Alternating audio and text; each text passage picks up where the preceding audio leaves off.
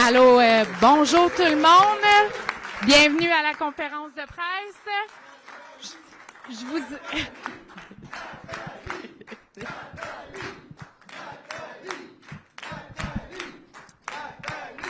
Alors, merci tout le monde. Nous allons débuter la conférence de presse. Monsieur Blanchet va débuter avec une allocution suivie de Nathalie Sinclair-Desgagnés, candidate dans Terrebonne.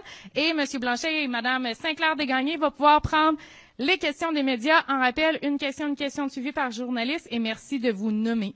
Alors, après vous, Monsieur Blanchet. Yves-François Blanchet, chef du Bloc québécois.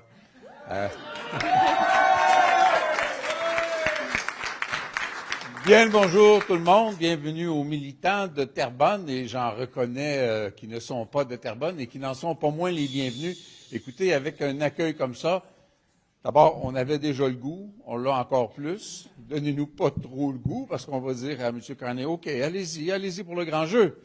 Cela dit, écoutez, ça va être davantage une bonne qu'une nouvelle. C'est quelque chose de particulièrement heureux qui, moi, me rend singulièrement content.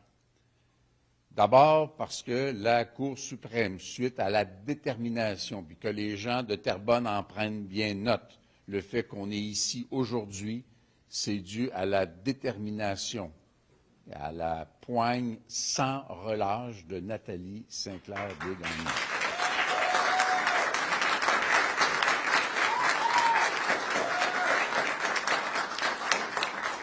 Si c'était peut-être pour un certain nombre de personnes une surprise que la Cour suprême tranche comme elle l'a fait,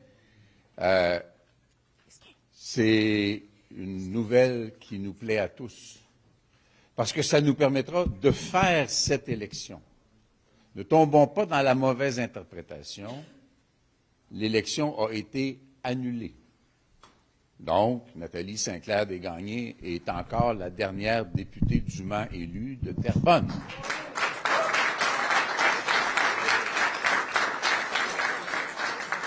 Alors, nous allons reprendre cette campagne-là. Moi, je vais la reprendre avec d'autant plus de plaisir que je n'en ai pas d'autres en même temps.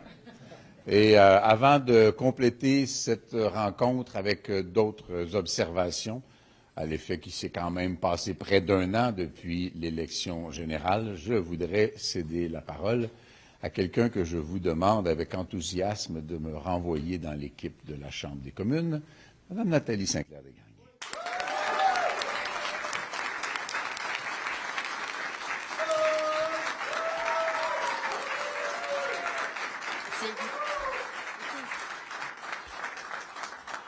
Bonjour tout le monde et bienvenue dans la magnifique ville de Terrebonne, où je suis ravie de vous accueillir pour la première et plusieurs fois où vous allez pouvoir venir nous voir, nous appuyer pour redonner Terrebonne au Bloc québécois, pour redonner à Terrebonne une voix au Parlement.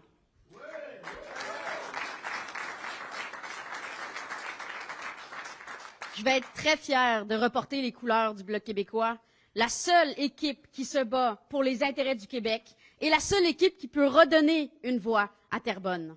Et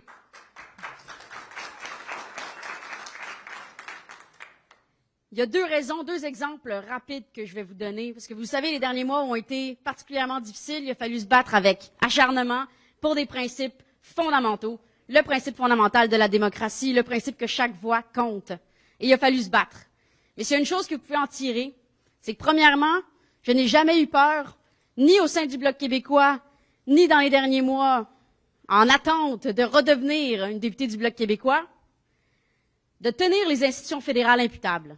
Ça va être super important. Ça fait plus de 10 ans que le gouvernement libéral, peu importe la tête qui est au pouvoir, dépense beaucoup trop sans compter nos impôts. En tant que vice-présidente du Comité des comptes publics, j'ai regardé avec détail, avec rigueur, tous les comptes et tout ce que le fédéral dépensait. Et ça va être important que tous les Terrebonniens sachent que leur argent est bien dépensé quand il l'est au fédéral, juste à temps pour avoir notre référendum et pour enfin pouvoir avoir notre souveraineté d'ici quelques années.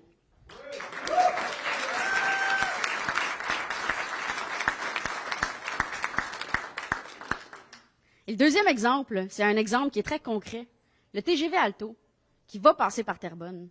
Les Terrebonniens et les Terrebonniennes vont devoir se poser une question. Est-ce qu'ils vont vouloir une voix du gouvernement qui va leur dire C'est pas grave, les expropriations.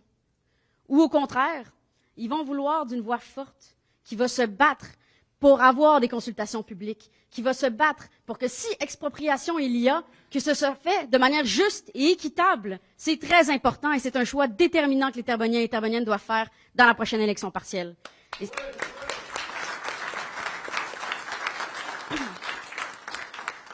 Et s'il y a une chose que les derniers mois ont pu prouver, c'est que j'ai pas peur de la bataille. Je me couche jamais devant une bataille, surtout pas quand c'est pour un principe fondamental. Et quand je vais me battre, c'est pour gagner. Merci.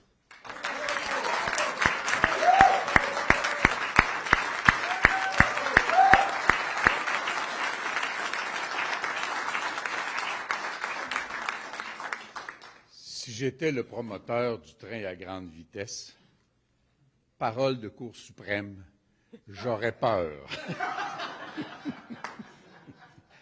Vous savez, depuis l'élection générale d'avril, il se sera bientôt passé 1 an.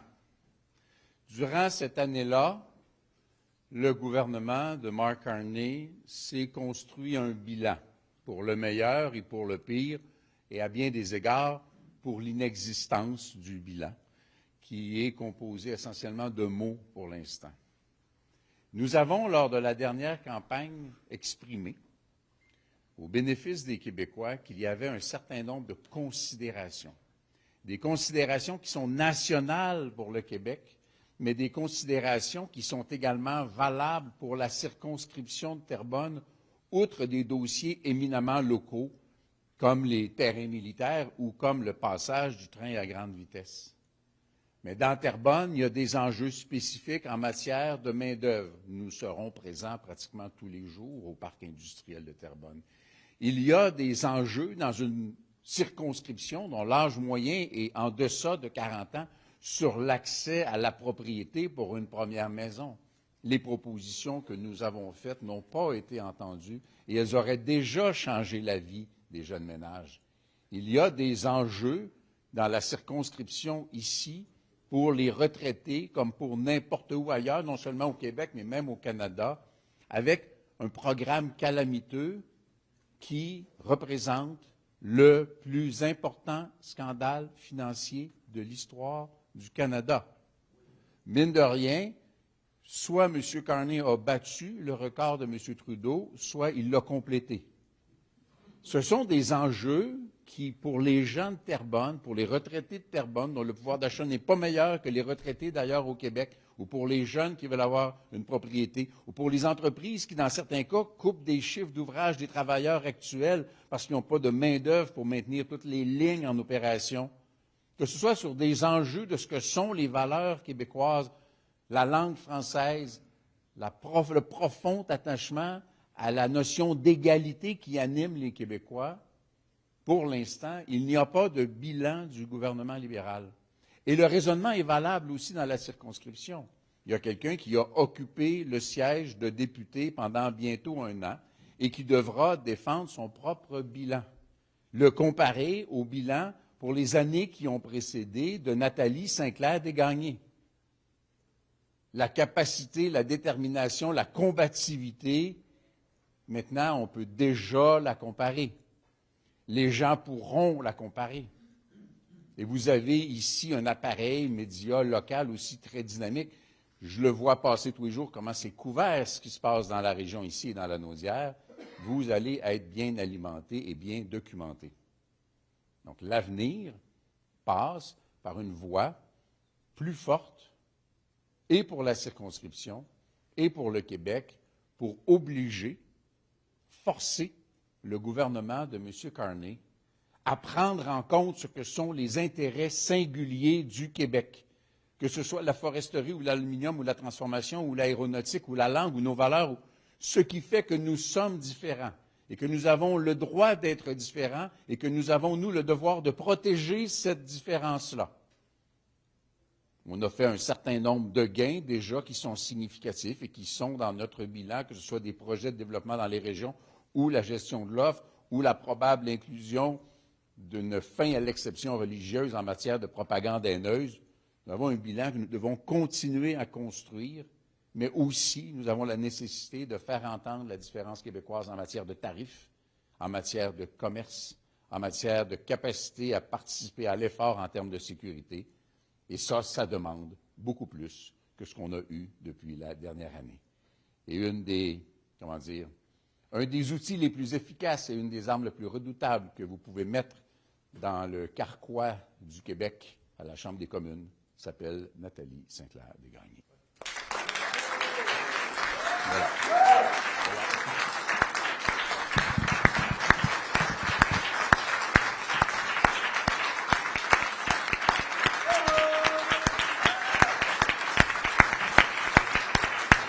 Alors, merci. Nous allons maintenant débuter la période des questions pour les journalistes. En rappel, une question de suivi pour débuter pour les journalistes. Je vous invite au micro en vous nommant ainsi que le média que vous représentez. Bonjour, je vais me tasser peut-être juste pour qu'on puisse se regarder dans les yeux. Bonjour. Bonjour. Vous allez bien? Ben oui. Oui. J'espère que vous allez bien aussi. Oui, alors Valérie Bain, journaliste à Radio-Canada. Est-ce que la route entre Terrebonne et Montréal se fait bien parce que vous allez en avoir beaucoup besoin? Oui, on aime ça les entre guillemets régions. Alors, il faut sortir plus quand on est à Radio-Canada, couvrir tout ce qui se passe sur le territoire. Bref, vous allez me permettre un petit préambule. Évidemment, chaque voix compte. Alors, que la Cour suprême ait demandé une nouvelle élection, c'est légitime. Mais vous avez remporté les élections précédentes par une bonne marge. Et là, c'est comme, on constate que c'est une voix qui fait toute la différence. Alors, quelle leçon est-ce que vous allez tirer pour les prochains jours de la campagne électorale pour vous assurer de remporter de nouveau? L'élément crucial de la dernière année, là, on a le droit de se le dire de façon très crue, s'appelle Donald Trump. Un élément fondamental de la campagne du printemps 2025 était la peur que les Québécois avaient des menaces formulées par Donald Trump. Cette peur-là s'est progressivement transformée en une espèce de mépris collectif pour un personnage qui, aussi puissant soit-il, ne commande même plus le respect. Et que les institutions américaines sont en train d'encadrer elles-mêmes des institutions de justice aux États-Unis ou des institutions démocratiques ou des institutions économiques qui sont en train de contenir les abus grossiers du président des États-Unis. Donc, on n'est plus dans la même dynamique. À l'époque, on nous disait, le premier ministre Carney disait, le lendemain de l'élection, je m'en vais régler les enjeux de tarifs et de commerce avec les États-Unis. Après ça, c'était lors du G7. Après ça, c'était le 1er juillet. Après ça, c'était peut-être. Puis après ça, ça a été une suite de grands voyages. La réalité, c'est que les enjeux tarifaires n'ont jamais été réglés et qu'ils se sont empirés. La réalité, c'est qu'il n'y a pas même aujourd'hui de négociations commerciales en cours entre le Canada et les États-Unis. Qui que ce soit qui en ait la responsabilité, la dernière année, a nuancé beaucoup la campagne construite quand même par la réalité sur la crainte de Donald Trump qu'on a connue au printemps de l'année dernière. On est dans une complètement autre dynamique. Et d'ajouter une voix québécoise à la Chambre des communes pour les intérêts du Québec qui sont différents des intérêts du Canada est non seulement une belle opportunité, mais peut-être une nécessité. On a quand même eu une candidate qui maintenant sait qu'il est possible, parce que c'est arrivé de gagner Terrebonne. Vous allez faire quoi pour vous assurer que les gens qui sont bloquistes vont voter, ou du moins en convaincre d'autres, de redonner cette circonscription-là à votre candidate? On va vous donner ça un petit bout à la fois pendant toute la durée de la campagne électorale. J'aurai le grand plaisir, parce que la campagne n'est pas nationale, d'être aussi présent que mon agenda le permettra. Et ça va vouloir dire beaucoup, beaucoup, beaucoup. Je vais aller rencontrer les gens. Je vais commencer par rencontrer les institutions. Moi, je veux savoir ce que les gens de la municipalité ont connu dans la dernière année. Je veux savoir ce que pense la Chambre de commerce de Terrebonne. Je veux savoir comment les gens de Terrebonne réagissent à cette effervescence autour de l'idée de l'élection d'un gouvernement souverainiste à Québec ou ici, dont on est un allié absolument incontournable. Je veux savoir ce que pensent les milieux culturels de la dernière année. Je veux savoir ce que pensent les gens qui sont inquiets de la fin de la taxe sur les géants d'Internet qui a privé le milieu culturel d'1,5 milliard de dollars. Il y a beaucoup de sujets. Et maintenant, le gouvernement de Mark Carney a un bilan qu'il devra défendre. Et j'espère qu'il sait très bien où est Terrebonne, parce que moi, je vais y être. Merci. Bonjour, c'est Kevin Crank Desmarais de TVA. La partielle, on ne sait pas ça sera déclenché à quel moment, mais Terrebonne pourrait donner la majorité à Mark Carney. Qu'est-ce que vous pensez de ça? Est-ce que ça pourrait jouer contre vous? Vous savez, on ne va pas en élection dans une circonscription pour se dire en quoi est-ce que moi je vais influencer la réalité des gens de la Colombie-Britannique. Je ne pense pas que les gens pensent comme ça. Ensuite de ça, le Bloc a fait connaître de façon extrêmement claire ce que sont les conditions de sa collaboration avec le gouvernement. Mais la réalité est que tant les conservateurs que le NPD sont prêts à n'importe quoi pour ne pas aller en élection.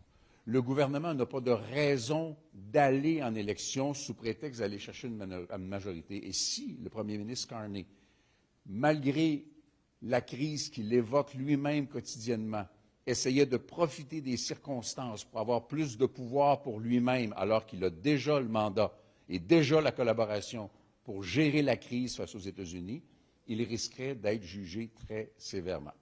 Les gens de Terrebonne ont l'occasion de donner davantage de poids dont le Québec a grandement besoin dans la configuration actuelle de la Chambre des communes, et je crois bien qu'ils vont entendre cette invitation. Est-ce que vous croyez à ça, vous, une élection générale bientôt au Canada? Si oui, est-ce que vous êtes prêt? La dernière fois que j'ai regardé ma boule de cristal, je l'ai lancée par la fenêtre parce qu'elle me faisait dire des niaiseries d'une semaine à l'autre. Donc, j'ai arrêté de faire des prédictions. Par contre, j'ai en effet dit il y a longtemps à l'équipe, soyez prêts à un déclenchement d'élection à n'importe quel moment. Nous, ce serait après-midi, il n'y aurait pas de problème. Je ferais un peu le même discours que ce matin, mais je le ferais pour l'ensemble de la nation québécoise, puis on serait parti en campagne et ça ne me dérangerait pas du tout. Mais les gens se demanderaient vraiment pourquoi est-ce que le premier ministre provoque une élection? Est-ce qu'il est comme tous les autres qui n'agit que par ambition personnelle parce qu'il veut plus de pouvoir à mettre dans sa petite besace à lui? Pas sûr que c'est une bonne idée. Depuis les dernières heures, on parle beaucoup de souveraineté du Québec dans les médias avec Paul Saint-Pierre Plamondon. Est-ce que c'est une bonne idée de commencer ça dès l'année prochaine ou on lève la pédale un peu puis on met ça sur pause? Quand est-ce qu'on devrait faire ça selon vous? Il n'existe pas de circonstances dans lesquelles la souveraineté du Québec ne sera pas une bonne idée. Comme toutes les nations du monde, la nation québécoise doit s'approprier tous les attributs de sa souveraineté. Maintenant, pour des raisons que je comprends parfaitement bien et que de toute évidence Paul comprend également, les gens sont inquiets et cette inquiétude-là peut jouer dans ce que sont les priorités des citoyens. Alors, Paul a annoncé une attitude qui me semble tout à fait appropriée. Dans les prochaines années, les Québécois seront de nouveau appelés à se prononcer sur leur accession à la pleine et entière souveraineté. Et parmi les jalons qui nous mèneront là, sans présumer des réponses futures, il y aura toute espèce de consultation des Québécois. Les gens de Terrebonne savent d'une part que oui, la campagne de Terrebonne ne portera pas sur l'indépendance, mais que la députée de Terrebonne qui a été élue la dernière fois, qu'il y a eu quelqu'un de vraiment élu dans Terrebonne, était une députée indépendantiste, que Nathalie Sinclair-Desgagnés est indépendantiste, que le Bloc québécois est indépendantiste. Et en attendant ce moment, nous allons travailler dans le sens de ce que sont les intérêts du Québec qu'Ottawa, en général, ne sert pas.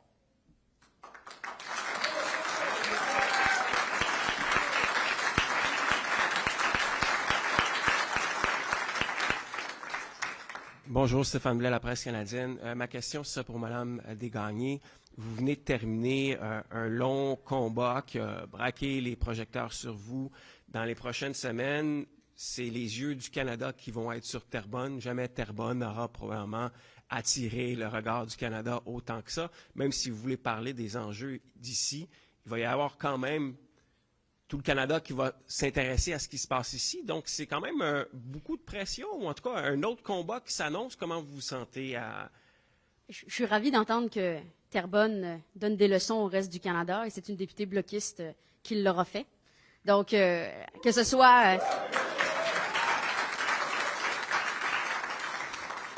que ce soit par une leçon de démocratie, ou une leçon de comment diriger un pays du G7, que ce soit au niveau économique ou financier, qui est quand même ma spécialité. Bien sûr que le reste du Canada va regarder ce qui se passe à Terrebonne, et tant mieux. Pouvoir donner une visibilité à Terrebonne, c'est sûr que n'importe quel député qui aime Terrebonne a envie que ça arrive. Et après, il y a des enjeux locaux qui doivent être discutés et c'est de ça dont les Terboniens vont pouvoir discuter et surtout, c'est là-dessus qu'ils vont pouvoir se pencher pour élire une députée qui a une voix forte et qui va les représenter avec rigueur et responsabilité. Merci. Merci. Vous voulez ajouter quelque chose sur ce qu'elle a Une dit? campagne dans Terrebonne qui va être écoutée dans l'ensemble du Canada. Il n'y aura pas juste l'Alberta qui va dire « Hey, coudonc, l'indépendance, c'est une bonne idée. » Outre ça, j'ai l'impression que les bureaux de vote dans Terrebonne devraient devenir une institution permanente parce que les gens de Terrebonne sont très souvent appelés aux urnes. Et ce n'est jamais un problème de mon point de vue parce que, vous savez, la population écoute l'actualité, lit ses journaux, se fait une opinion, et après un certain nombre de semaines, ben, on a une demi-journée de congé pour aller prendre une heure pour aller voter. Ce n'est pas une si grosse affaire que ça. La démocratie a cette vertu que c'est les gens qui décident ce qui est leur destin, et ceux qui n'ont pas la démocratie nous envient. Donc, tant mieux que cette fois-ci, on soit capable, grâce aux efforts de Nathalie, de faire valoir la démocratie.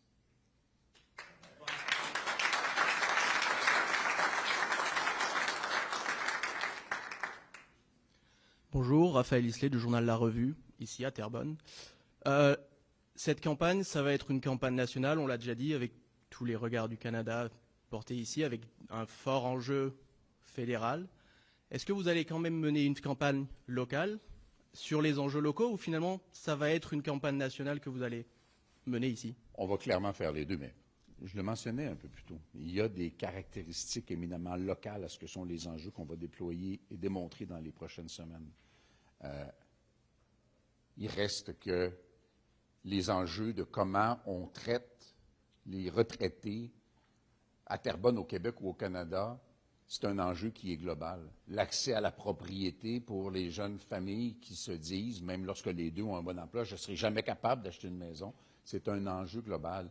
Les enjeux environnementaux que le gouvernement a complètement mis de côté, alors que, rappelons-nous qu'il n'y a pas si longtemps, la bataille contre Énergie-Est, elle se menait ici, parce qu'il y avait une intelligence environnementale dans la Naudière. Ça fait encore partie des enjeux.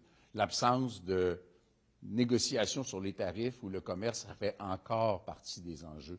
Les emplois qui sont menacés, le fait que le Québec soit, pour un deuxième trimestre, en recul en termes de produits intérieurs bruts, c'est un enjeu qui est bon pour Terrebonne, mais qui est bon pour tout le monde. Quelle est la cause de ça? C'est pas moi qui le dis, puis c'est certainement pas quelqu'un qui travaille pour le Bloc, mais ce matin, il y avait un texte qui disait c'est également dû au fait que le Québec est aux premières lignes de ceux qui souffrent des tarifs américains.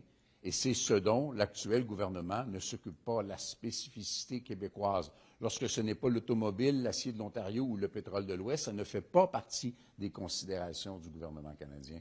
Donc oui, il y aura des enjeux qui sont nationaux parce qu'ils touchent évidemment la réalité des gens de Terrebonne, mais il y a des enjeux qui sont à la fois fédéraux et locaux. Et ça, ben, j'ai envie de dire qu'après un an de pause, Nathalie a des bonnes chances de les reprendre sous son aile et de les mener à bien.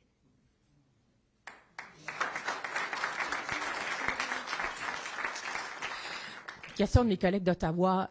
Vous avez abordé d'entrée de jeu que la dernière campagne a été menée sous le thème de la peur, avec ce qui se passe avec nos voisins du Sud. N'en demeure pas moins que dans les sondages, M. Carney semble encore, disons, en lune de miel avec les électeurs. Est-ce que ce serait pas ça?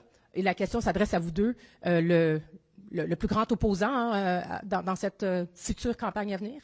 Vous savez, les gens peuvent très bien, d'abord, je vous confirme, là, j'ai entendu la rumeur, je ne suis pas candidat pour devenir premier ministre du Canada.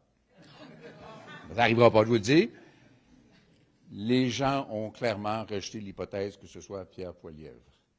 Vous voulez qu'ils fassent quoi? Qu'ils disent, ben, je suis mécontent, mais je n'ai pas d'alternative. Or, le Québec est dans une situation qui est unique à l'échelle canadienne. S'il y en a d'autres qui veulent reproduire le modèle, qu'ils ne se gênent pas. Le Québec a une voix qui est spécifiquement québécoise, qui est à la fois la présentation de quelque chose de différent et de souvent contraire à ce que sont les libéraux, mais qui, dans le contexte actuel, peut collaborer. Mais ça, la preuve, on l'a fait. Cette année-là nous a permis de le faire. Les producteurs agricoles, sous gestion de l'offre, savent très bien que le Bloc peut réaliser quelque chose. Puis les gens qui étaient inquiets de la propagande haineuse qui court dans les rues de Montréal, parfois d'une façon assez outrageuse, savent que ce gain-là, qui est imminent, semble-t-il, est un gain du Bloc québécois. Puis dans les régions du Québec, il y a des projets porteurs qui ont été développés qui sont des gains du Bloc québécois. Puis la réalité, c'est que s'il n'y avait pas le Bloc québécois, mais la culture québécoise, la langue française qui est propre au Québec avec les communautés francophones de l'ensemble du Canada, ou les valeurs de laïcité, ou les valeurs d'égalité, n'auraient jamais la portée qu'elles ont dans le Canada fédéral. S'il n'y avait pas le Bloc québécois, Amira El-Gawabi serait encore en poste.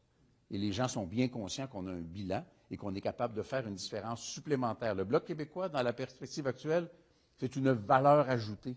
C'est un plus. Puis, tant que parlant de plus, mais en plus. Je vais en rajouter une couche. Les gens n'ont pas à décider qui sera le prochain premier ministre avec une élection partielle. Le premier ministre est là et sera là. Les gens doivent néanmoins décider qui sera leur voix, qui va être leur député. Et c'est ça, dans cette élection partielle, ce que les gens vont vouloir décider. Est-ce qu'ils veulent une porte-parole du gouvernement ou est-ce qu'ils veulent une voix pour Terrebonne au Parlement? Merci. Merci. Ceci met fin à la conférence. Merci tout le À monde part les pour journalistes, votre les présence. autres, vous êtes séquestrés ici. On prend vos noms, vos numéros de téléphone et vous êtes des travailleurs d'élection. Voilà. Merci beaucoup tout le monde d'être venu. Merci beaucoup.